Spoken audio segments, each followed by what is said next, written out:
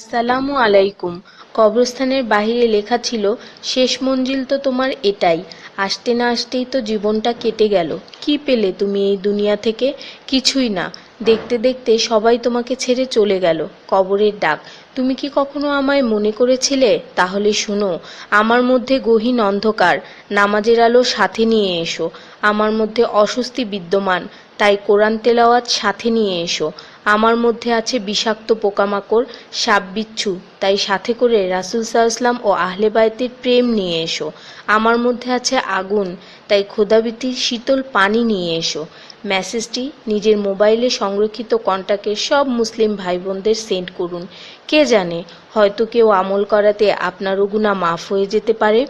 ঈমানের পর যার নামাজ উত্তম তার জীবন উত্তম, যার জীবন উত্তম তার মৃত্যু উত্তম, যার মৃত্যু উত্তম তার কবর উত্তম, যার কবর উত্তম তার আখিরাত উত্তম, যার আখিরাত উত্তম তার জন্য জান্নাত নিশ্চিত। সো ডোন্ট মিস নামাজ। সোয়াবের জন্য হলেও অন্ততপক্ষে একজন বন্ধুকে তো অবশ্যই এই মেসেজটি সেন্ড করুন। আল্লাহ আমাদের উপর সন্তুষ্ট হন, আমিন। 5 জায়গায় হাসাহাসি করা সাধারণ গুনার চেয়ে 25 গুণ অন্যায়। 1. কবরস্থানে। 2. জানাজার পিছনে।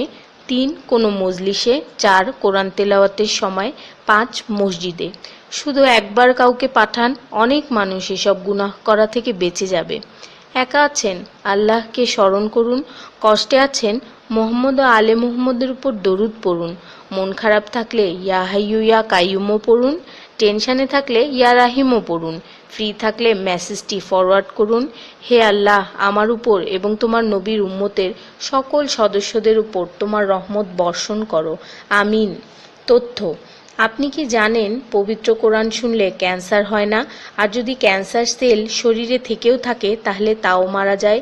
দীর্ঘ সময় ধরে আল্লাহকে সেজদা দিলে জ্ঞান ও বুদ্ধিশক্তি বাড়ে। মাথা ব্যথার সমস্যা হয় না। চুল পড়া দূর হয়ে যায়। এই মেসেজটি ফরওয়ার্ড করতে শয়তান আপনাকে বাধা দিবে, কিন্তু আপনি এটা হতে দিবেন না। আর সব কন্ট্রাক্ট নাম্বারে সেন্ড করে দিন। কোরআন ও নবীর সুন্নত ও তার সম্মানিত সাহাবী এবং আহলে বাইতের অনুসরণ করুন। ক্যান্সার একটি ভয়ঙ্কর রোগ। অনেক মানুষ আছে যারা নিজেরাই এটাকে দাওয়াত দিয়ে নিয়ে আসে। ছোট অথচ সাধারণ কিছু পদক্ষেপ গ্রহণ করলেই এই রোগ থেকে বাঁচা যায়। বেশিরভাগ মানুষ খাবারের পরপরই পানি পান করে নেয়। খাবারের পর পানি পান করলে রক্তে বিদ্যমান ক্যান্সারের জীবাণু থেকে তৈরি হওয়া ক্যান্সার সেলগুলোকে অক্সিজেন সরবরাহ করে। নবী পাক সাল্লাল্লাহু বলেছেন, খাবারের আগে পানি পান করা শেফা। খাবারের পরপরই পানি পান করা কলেরা রোগের কারণ, তাই সর্বোত্তম হলো খাবার শেষ করার কিছুক্ষণ পর পানি পান করা। তিনি আরও বলেছেন, 1 চিমটি লবণ খেয়ে খাবার শুরু করো আর 1 চিমটি লবণ দিয়ে খাবার শেষ করো। এ কথাগুলো তাদেরকেও জানিয়ে দিন যারা আপনার কাছে জীবনের চেয়েও প্রিয়। যদি কোনো ব্যক্তি ঘুমানোর সময় 21 বার বিসমিল্লাহির রহমানির রহিম পড়ে, আল্লাহ তখন ফেরেশতাদেরকে হুকুম দেন এই ব্যক্তির প্রতিটি নিঃশ্বাসের বদলে নেকি লেখা হোক। আপনার মোবাইলে যত নাম্বার সেভ করা আছে তাদের সবাইকে এটা ফরওয়ার্ড করুন, আর তখন দেখবেন কত মানুষ আপনার কারণে বিসমিল্লাহ পড়ছে। শেফা আর শেফা। রোজ একটা করে আপেল, নো ডক্টর। রোজ 4টা বাদাম, নো ক্যান্সার। রোজ একটা লেবু, নো ফ্যাট। রোজ 1 glass milk, no bones problem. রোজ 12 গ্লাস পানি, নো স্কিন প্রবলেম। রোজ 4টা খেজুর, নো উইকনেস। রোজ 5 ওয়াক্ত নামাজ, নো টেনশন। রোজ কোরআন অর্থসহ তেলাওয়াত, happy and happy. So don't stop forward please.